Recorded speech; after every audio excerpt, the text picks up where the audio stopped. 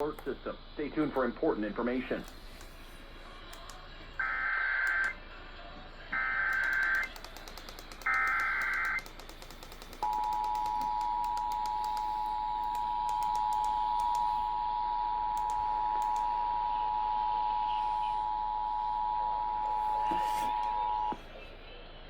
This station is activating the Houston area emergency alert system. The National Weather Service in League City has issued a tornado watch for Liberty County, Chambers County, and Polk County until 10 o'clock p.m.